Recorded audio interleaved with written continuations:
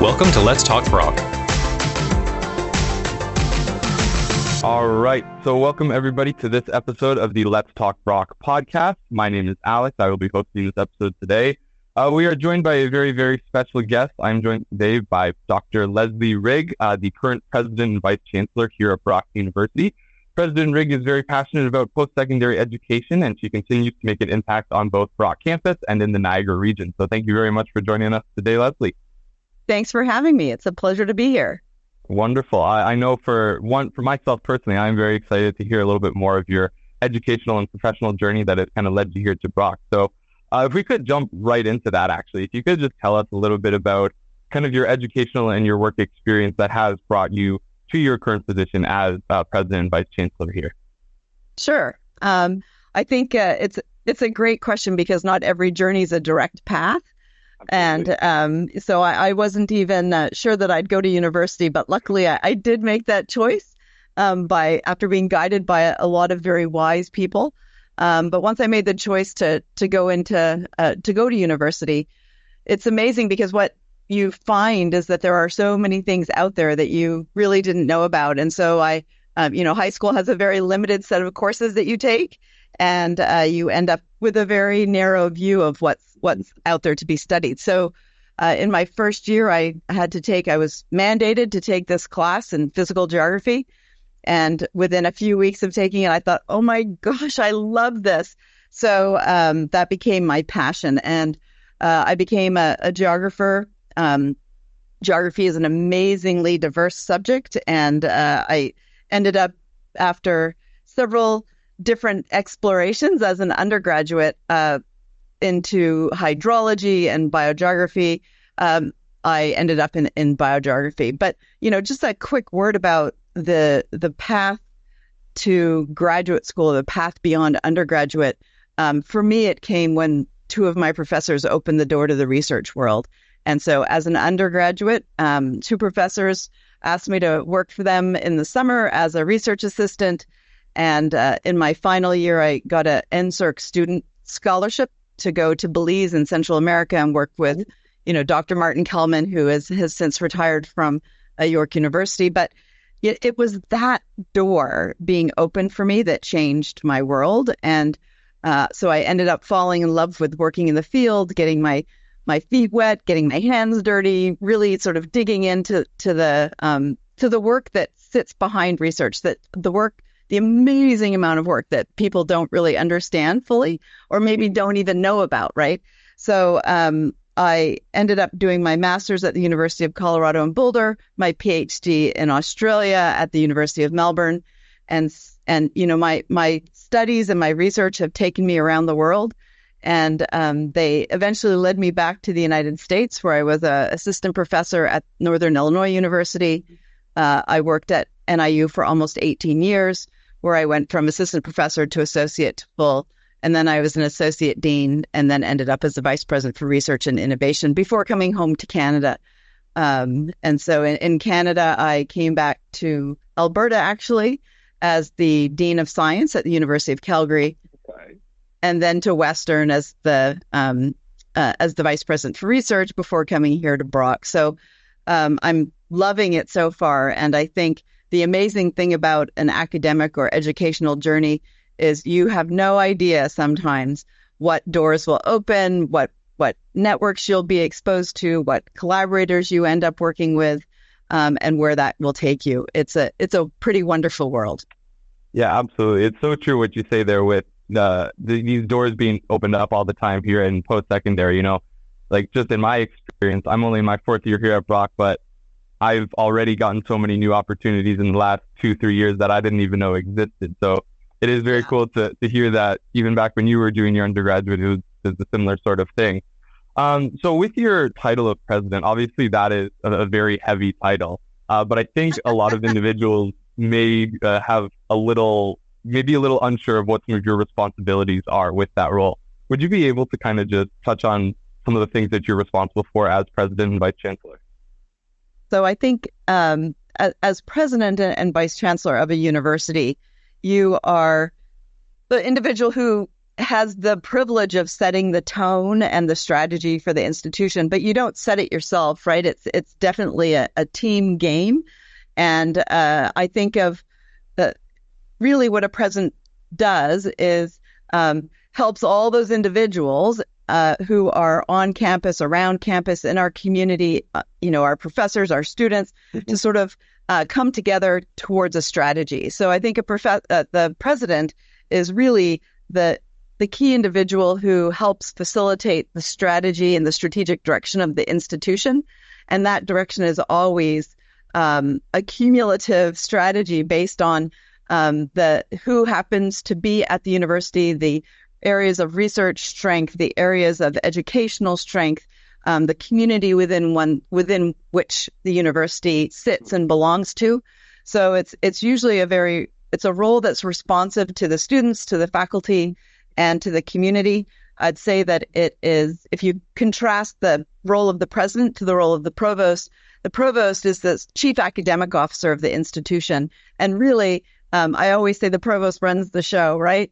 But internally, and I think the president is in many ways the external face of the institution. So while strategy is a key aspect of what the president does, I would say advocacy is also key. So out there advocating for the institution and advocating for education and education in Canada more broadly. And then the final piece, I think, when you think about what a president does, and I think one of the most important pieces is to celebrate our success.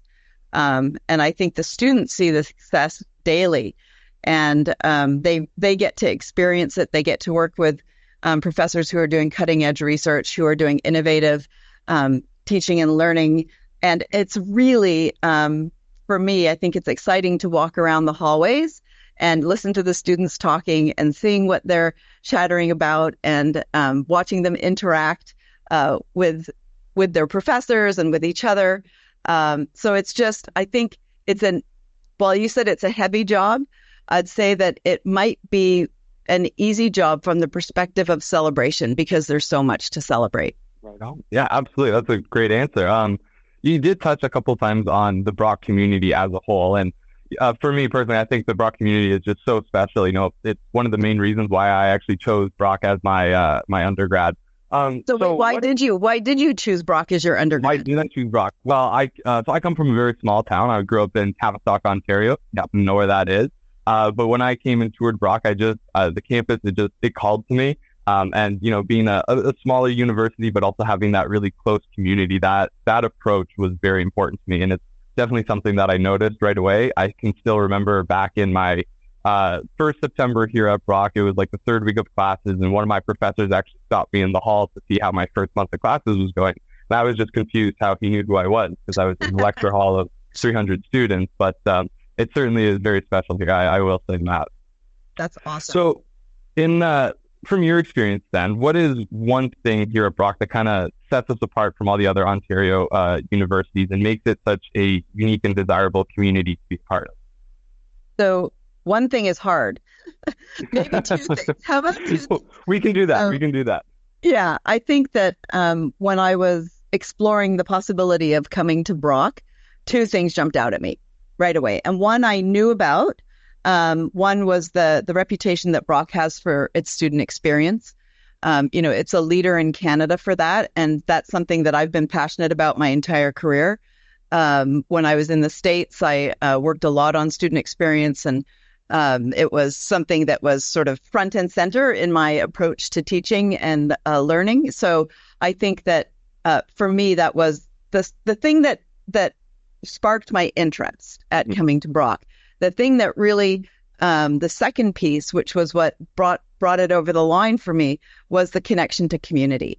So, I think I've said before, Brock isn't in a community, it's of the community. And what I love is that, Brock started because a group of women in the region decided that we needed a university. And so, the fundraising began, and Brock was born out of this community and this region. So, and it is a spectacular region. And I'll say one other thing, and it's something that you commented on. And once I got here, or once I announced that I was coming to Brock, I got more emails from alumni than you can possibly imagine. And the pride that alumni have for Brock is, I would say, more than any other university that I've ever experienced. And so it's fabulous. And so I think I said 2, you asked for 1, so maybe 3. No, that's good. That's great. Just to kind of touch on the alumni side of that, I completely agree. I think we have some of the best alumni in the country. Earlier this year, I was working at the campus store, and I remember on our homecoming weekend, during it was the Steel Blade and everything, we had a bunch of alumni come back to our campus, and I still remember I was working in the store, and they would come in and just tell me their stories from when they were at Brock, 10, 20, 30 years ago. And I just thought it was so great how, they're coming back now to show their kids their university or even visit their kids at the university. So I think that's really cool as well. Now kind of looking towards the future, are there any upcoming kind of projects or initiatives or just overall directions that we're taking here at Brock that you're very excited about and would like to share with us today? Sure. I think that there's a number of things that are happening at Brock right now, and that are within the programs that exist, and some of the areas that we're developing and growing. I think specifically about forming an engineering department, which is brand new and very exciting for the region. And everybody I talk to when I'm out meeting with mayors or various industry partners, that they are very excited about not just engineering, but the fact that Brock is really responsive to the needs of the community in terms of, creating the talent that's going to stay here in Niagara. And I think we lose track of that at a university. We do have a product. Our product's talent, right? And we're really good at that. And we create some amazing talent. So, or at least enhance some talent.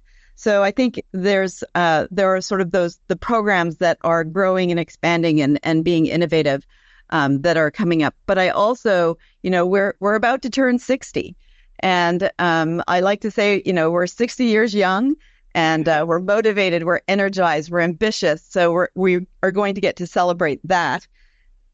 And as part of celebrating that, we will be moving into a new strategic plan. So the strategic plan, which is in place for the university, it's time stamped. And so we will be building on that amazing document and that amazing set of principles that have moved us forward over the last few years. And that will be a massive community effort to create that next strategy for the institution. So I think there's everything from what goes on daily in the classroom and daily on our campus and in our research facilities to the big strategy and celebrating turning 60. So it's at every level. It's exciting. Wonderful. That's awesome. I didn't realize it was only 60 years, but I guess that makes sense. I thought we were a little bit older than that, but right on. So what is one piece of advice that you would give to a student who's looking into their post-secondary options, but specifically also about Brock? I would say to stay curious. Definitely. Curiosity is, I think it's the seed of everything. If you're couple that with creativity. So being curious and being creative, follow your passion. So when you come, be curious about other courses, be creative in the way that you apply yourself to your courses. And what will come out of that is you'll find where your passion is. And once you found your passion, you're not going to school, you're living your life. So I think that would be my advice. That's some great advice right there. So one thing that doesn't get talked about a lot in the area is our faculty members and our professors. So I was kind of wondering if you could speak a little bit as to the work they do and kind of their role in the university, as well as how students would be able to connect with their professors here. Having been a professor for many years, for decades now, I think what I can tell you is that professors love their students. That you said that you were in a class of 300 and you didn't know how your professor knew you. We see the students, even when the class has 400 in it. And I used to feel sad when students didn't come to my office hours. So I would set those office hours and I really wanted to see students. And so one of the pieces of advice that I would give you, anyone listening, is go and introduce yourself to professors. Let them get to know you, let them get to know your your excitement. Be passionate about what you do, because your professors are. Like, there's one thing that I will say about being a professor, and that is it goes back to that curiosity and creativity piece, right? They are where they are because they followed their passion. So every single one of them was unbelievably passionate about what they do. And so students can tap into that. I think that what we don't realize always is that there's a lot of work that goes into a professor giving a lecture, Yeah, right? absolutely. Yeah. Like, every hour of lecture might take 20 to 40 hours of prep. And I don't think students really get that all the time. And sometimes it doesn't seem like it. It's not all about the testing. It's really about creating that curiosity about something. I'll tell you, the best thing a student ever said to me was that I ruined their spring break, because they went to Florida with their buddies, and instead of sitting on the beach, they were running around. I'm a biographer, as I said, and so they were running around the dunes looking at the plants and the dune stabilization, and they were exclaiming to their friends about this. And they were like, "Oh man, you've ruined our break." So I thought, it's not about the score that they get on the test or the grade, Absolutely. right, or the mark. It's about, have you found something that you love doing?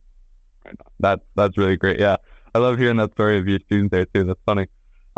Last question. So I know you're going to make so many more memories here at your Brock, given you just started here, but as of right now, what has been the most memorable moment of your Brock career so far?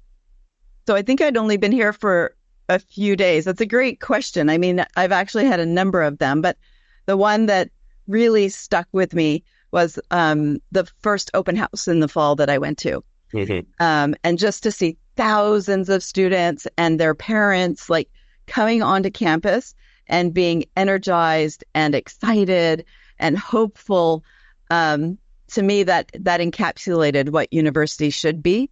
And to see our mascot running around, and to see balloons everywhere, and people pouring out of the lecture halls, just having come from an introduction to one of our programs, the gym just abuzz with people. Yep. and activity, and the students who were helping out during the day, and you may have been one of them, I don't know. I actually was. Yeah, I was going to comment on that in a minute. Yeah. And so just, to walk down the hall and to see the students jumping out to help people find where they needed to go, it was, for me, confirmation that I had made the right choice, because it was obviously an energized and amazing campus.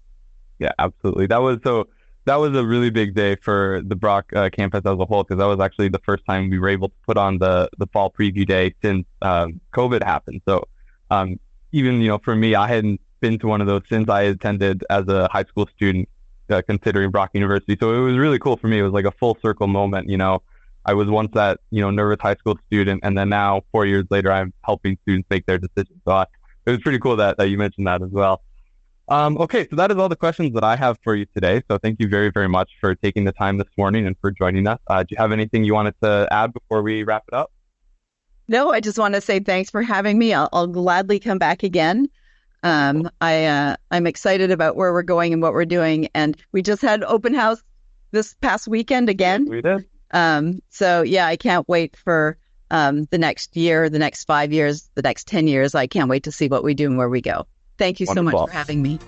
Thank you. We're all excited to see what you do with the university as well. So thank you everyone for listening, and we hope to hear from you again on the next episode. Thanks for joining us. If you have any questions, you can contact us at brocku.ca/discover/contact.